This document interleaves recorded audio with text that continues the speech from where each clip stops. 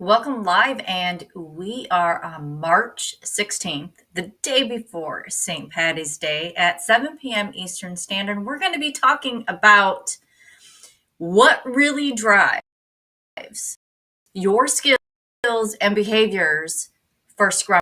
Now, hi, Veronica Stewart. I am Agile Success and Mindset Coach and also Impact Guide.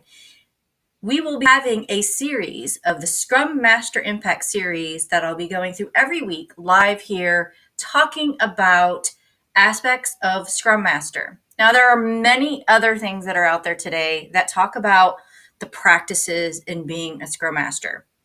I'm going to be covering today what really drives skills and behaviors and getting us to start thinking about it.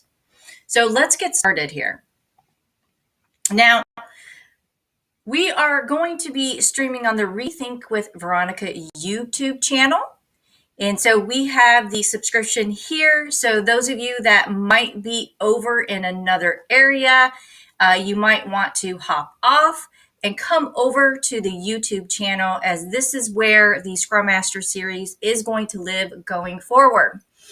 And you can subscribe to the Rethink with Veronica YouTube channel. Now, those of you that are going to be watching the replay, hello.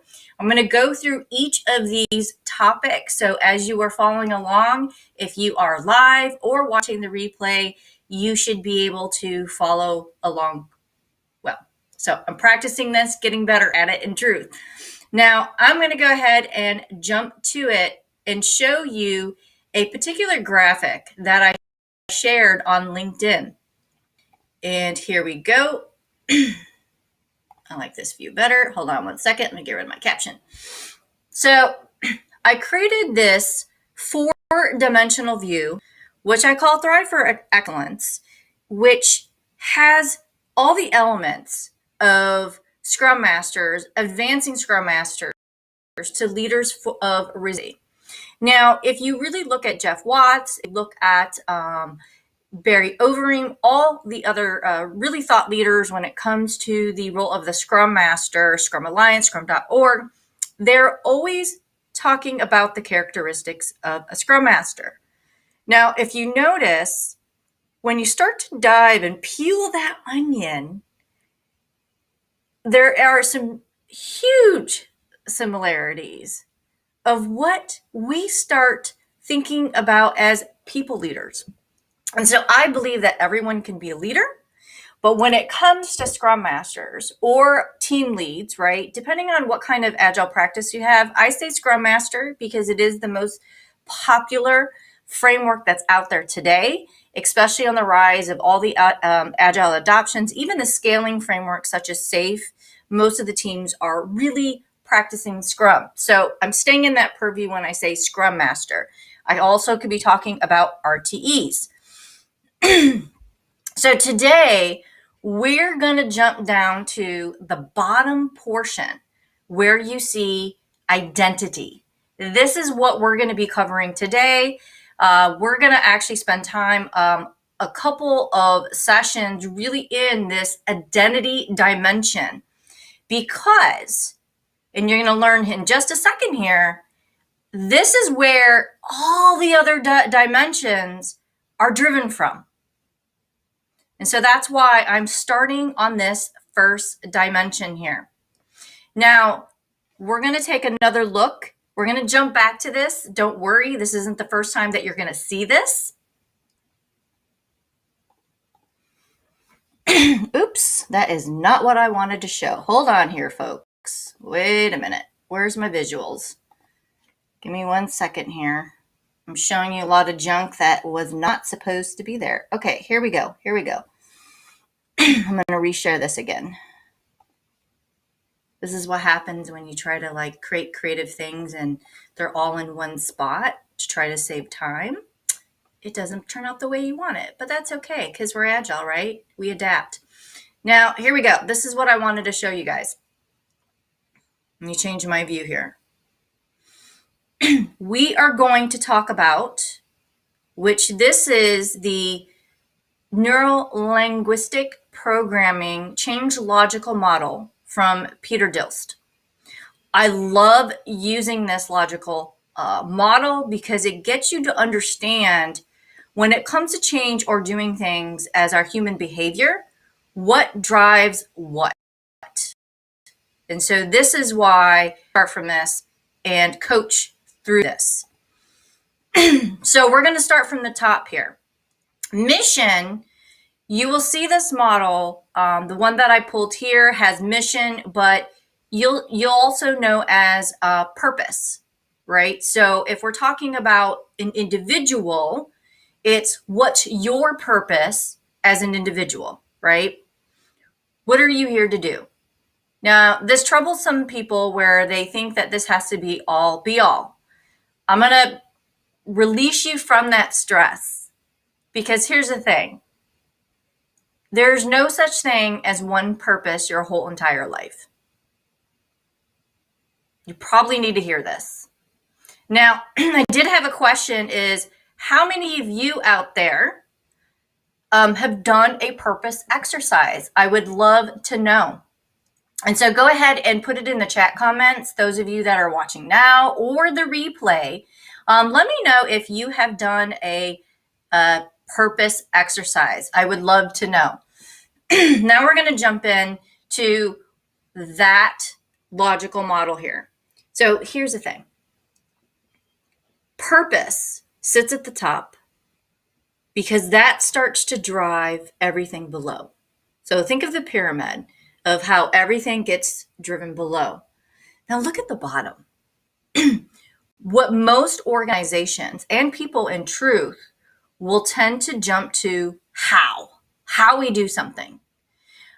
There is many times when I talk to Scrum Masters or when I am going to companies where usually as an Agile coach, we're hired for processes, right? How to do something.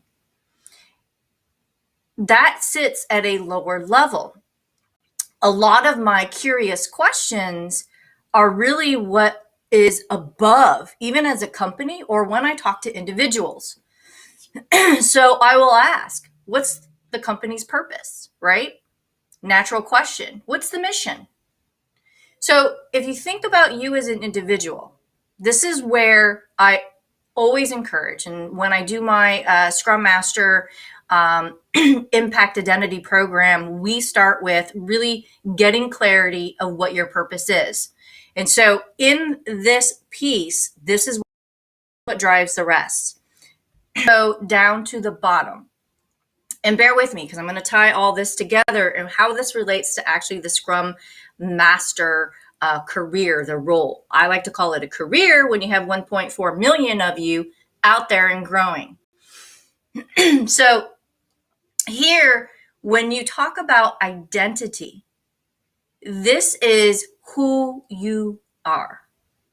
This is where what you are defining yourself as. And so this is where you start to ask those tough questions of who do you want to be? Who you are. Now I talk about, and I have a video on this, and I think I'm going to bring this back and discuss this again about the Scrum Master identity, which sits up at the top here. So let's talk about that for a minute. Who you want to be as a Scrum Master. Now, I had one of the questions on here is, this is a great one, wearing different hats versus identity. So those of you that might have been a project manager, a developer, business analyst, or something else in your prior life, doesn't mean that you would not carry those skills or jump into the different hats that you're wearing versus identity. And I want to make sure that we get clear on that because there is a big difference between wearing different hats and your identity. And what this is about is who you define yourself as. So if you are going after being a Scrum Master as your career, or say you have your set sights for advancing beyond a Scrum Master, maybe you want to be a Chief Scrum Master. In safe context, RTE, you want to be a manager. You want to be a agile coach or some kind of coach in an organization, a transformation lead, etc. In all truth, all the characteristics that I showed you previously, the sky's the limit when you embody all the aspects of a Scrum Master in truth. The article that I shared on my webinar last week about Scrum Master as a CEO. So I'm a firm believer how this really just opens up worlds and opportunities. I truly believe that. So let's get back to wearing hats versus identity. Clear differences. It's more of who do you identify as a Scrum Master? How do you embody that? Now, let's peel it even further is, what's your identity as a person? How do you define yourself, right? Your self-image. What do you look at is who you are. So if I go back to the previous slide, let's cross my fingers that I get this right. Going down to this identity, let me get that caption off. We are covering all of these aspects. Your core values, which I haven't gotten to yet. We talked about purpose. We talked about self-image. See, and that's part of this identity equation on here. Let's see if I get this right. Okay, it went back right. Yay. Now, let me take my, let me see if I can take my name off of this. Hold on, guys. Oh, there we go. So we are looking at your mission and identity, and that is who you are. So when we start to think about the skills and the behaviors, just think about your purpose in life of what you are connected to, who you are, right? What defines you. You see how I'm building up to this? And then now we jump into your beliefs. What do you believe? What do you tell yourself? And I have a whole thing about beliefs, and they can change, by the way. But your values, all of these things above drive how you do things, which is your skills, by the way, and your strengths, and the behaviors that surround you actually doing those skills. So, got another question for those of you that are watching. Replay or not, put it in the comments. I would love to hear. This goes on the values, personal core values. What are the top 10 things you would do if you had 6 months to live? Yeah, pretty bold. But here's the thing. I did a core personal value exercise, and I had about 10 things. I had honesty. What were some of the other things that I had? But the point was, when I actually did this exercise of the top things, like a bucket list, and I started writing down the actions, and then the next question, and this is what I do in my program, is I ask you to put a value, a core value with that. And what will end up happening is you start to realize that you might have, and there's more to this exercise, by the way, I'm simplifying it, but you might have less core values than you actually think. And so when I actually did this, I only ended up with 4 core values of all the activities that I wrote down in this exercise. And in no apparent order, it was freedom, adventure, family, and friends. Literally. Honesty wasn't there. So I guess at the end of the day, it's probably not going to matter to me if that's where my focus is. So when I really ask you, what are your core values? That's what I mean. That really gets to the heart of it. Your beliefs is where that other aspect starts to sit. So now let's look at this pyramid again, because this is important here. You have your purpose. You have the identity of who you are. what you believe, the things that you tell yourself, right? And that goes around the self-image. So if I were to go back, see down here, self-image. And then we have your values. All of these things drive your capabilities, which is your skill sets, how you do things, right? And your behaviors of what you do with those skill sets. And so when we talk about really what really drives your skills and behaviors for a Scrum Master, clarity, I can't stress, clarity of what those other things are so important. And so the one question I always ask Scrum Masters is, what kind of Scrum Master are you? And you're probably tilting your head and going, Veronica, crazy talk. What are you talking about? What do you mean, what kind of Scrum Master I am? Well, it says in the Scrum Guide. No, I'm not talking about that. I'm talking about how you identify yourself, how it lines up to your purpose, and based on your values and beliefs. It is not the same. That's what makes you unique. That's where you're going to create your unique leadership identity that I talk about. I also talk about personal market brand, right? These are all the things that are so unique to you that no one can replace. This is just you. And so talk about getting clear. That's what I mean. It's all of those things. Like when I ask you, what lights you up and makes you feel like a diet every night when you go to work? What are you most passionate about? It's those kind of questions.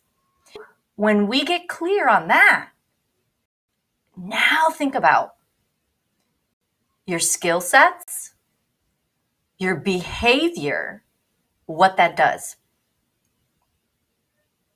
Think about that. Now, let's talk about values and impact. I want to circle back to that.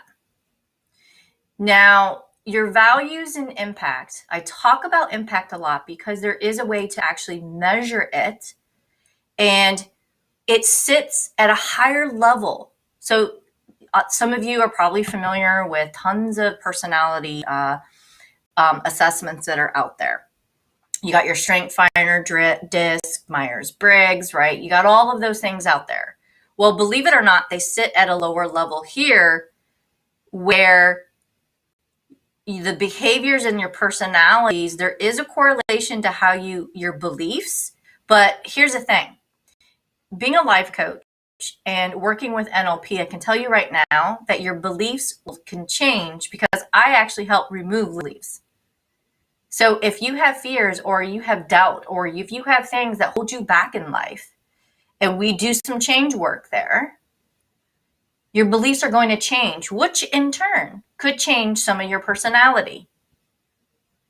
Now, again, your values and your core beliefs won't change. And here's the thing. You could be an introvert and afraid to speak in public. But now you're able to speak in public because you got past that limiting belief. Now, I've shared, those of you that might not know, I'll tell my story again. Last year, I think it was 2 years ago, I started talking in conferences. I would only do like meetups and really small groups, but I would always tell myself I had nothing to say and give excuses to the world to not do a conference. And then I submitted to a conference and they wanted a video. And I was like, holy crap, what am I going to do? So I'm like texting, one of my friends, the Agile coaches, and she knew this communication coach. So I got on the horn, talked to her, and hired her. And I did my video. And lo and behold, is the birth of me, as you see on the LinkedIn platform, me having a YouTube channel and everything. Yeah, I might have been an extrovert, but you hear these stories all the time of what someone would not do because they have a particular belief that they couldn't do it. I don't believe that anymore. And so part of that personality that I had that holds me back, that it really sits in that realm of not being, good enough, it's getting chipped away. as I put myself out there. And as you start to do that, this is where what I mean by personalities will change. It's not changing you, it's you changing yourself for who you really wanted to be, but for some reason, you held yourself back. This is really unleashing you when I say that. And I always say unlocking the potential you. So let's get back to Scrum Masters here. So think about this. If you're not really clear about the 3 areas, or you might have some limiting beliefs, this is where the mindset and change work comes in, and really not clear about the values, right? And so why you do things. And this is where, if you start to work at this level, all of the other things, I cannot stress, come easier. Because all you're just learning is how to do something, but now the way that you think about things and approach it or onto it, maybe on an emotional level, right, will be so different when you work above. And so what really drives your skills and behaviors as a Scrum Master is all about this. Now, I'd be very curious, those of you that are watching live or the replay, is what are some things that you're thinking about? Have you worked on some of these things? And if yes, I would love to hear what you've done so far. What have you learned about yourself? Or what are the things that you want to learn about yourself in these topics? Anything that I talk about and that you want to dive in further, always give me feedback and let me know, because this is how we start to peel the onion and create a really rich learning experience for everyone. Now, I'm going to dive into where, let's see, I got to get my timing here right. Now, I do have an upcoming webinar. I'm going to take this off here. So I have an upcoming webinar. It's way in advance here. So I always have the weekly lives for Scrum Masters Focus. This one is going to be on agile teaming strategy. So leaders will be invited, Scrum Masters will be invited, transformation leads, you name it. And this is really going to be talking about people and aligning and impact. But for Scrum Masters, I work very specifically, or leads in that category, I work very specifically of getting clarity and really understanding your Scrum Master identity. And it ties into these things that I was talking about, which, let me bring that back, is this here. So in the teaming strategies, what we're going to talk about is the addition of the individual, you as a Scrum Master, and how that starts aligning on a teaming perspective. So it might be a one-to-team, one-to-many, team-to-teams, right? But it's all teaming strategies. So that's the link. You also can go to my Ingenious Agile website. You can access it there as well. Or I also have it as an event on my Ingenious Agile LinkedIn page. Lots of places to get to that. Now, the other thing as well, tomorrow, I don't know if some of you guys are aware, I have another live. I have a live show that I do with Roxana Redulescu, which she is somebody that I partner with in my programs. She works with management and small business CEOs. She coaches them. And we have a game-changing work channel. And we get real. We do a lot of great things. So you can, and that link is wrong. I copied my YouTube studio. Okay. To the YouTube channel and look up Game Changing Work Channel, you'll be able to find it that way. I'll fix that for today. Now, again, I would encourage you guys, subscribe to the YouTube channel. Those of you that are in the Facebook community, there's 2 of you that I see.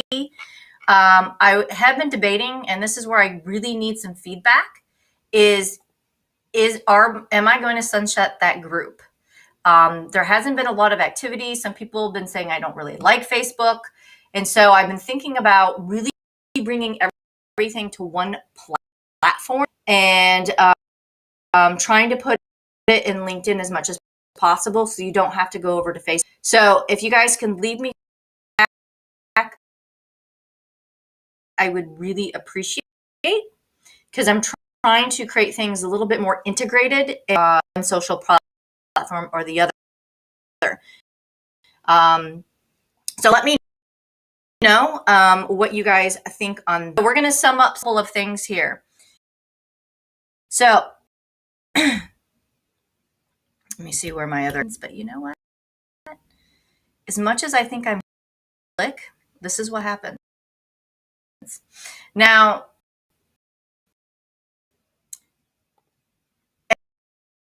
questions that you guys have from what I shared, I will be doing feedback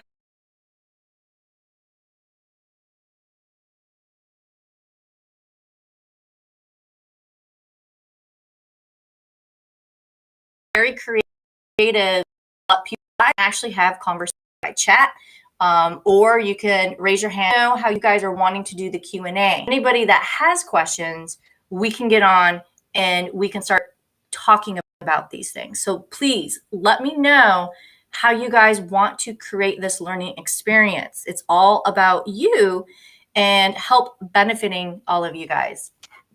So let me see. See, I got 3 people on the Facebook community. So let me know what you guys think. Now here, next week. So next week topic, I thought this would be kind of fun. So it always will be at 7 o'clock. It'll be on the 23rd. We're going to talk about the 8 Scrum stances and impact. Yeah. So I love to always get real and peel the onion about how different it is for everyone. And I'm going to show you guys some variations. And this gets you guys thinking and wondering what you are. And so we're going to go and we're going to focus again here, all in this identity section where we're going to stack up a couple of this in the topic before we jump over to the success portion or other areas. So I want to cover all of these so you guys understand when it comes to the identity dimension, what are all the aspects to that? And so we're going to dive into here and we're going to cover this section here called impact. And I'm going to use Barry Overeem's, those of you that may or may not be familiar, his 8 Scrum Master stances. Yeah, it's going to be a lot of fun next week. So we are going to wrap up. Let me put that on here. And those of you, again, let me get back to here. I'm going to show this again because I really want this to hit home. When I talk about identity, let me get this caption out here. I'm going to leave you guys with this thinking. Everything is driven from top down. So if you're working down at the surface level of capabilities and your behaviors and actions, there's so much more meat to that. We go up. And I talk about this a lot even when it comes to you as a Scrum Master and how you pair to a team, right? So think of the team's mission, their identity as a team, their values as a team. And then think of team to your department or department to company. See where I'm going with this? It's all connected and related. We're all part of systems. And so the more that we understand ourselves and the people around us, it's going to allow us to be more adaptive and proactive about how we do things. And so as a Scrum Master, when I talk about creating resilient teams, you're the first client. You, Scrum Master, you're the first client of becoming resilient and getting clear about who you are. Because how can anyone else if you're not clear yourself? And I'll leave you with that as we will tune into next week. And those of you that do have any questions, please let me know. Feedback, again, I want to make this enriching for all of you. And so I see you guys next week. All right.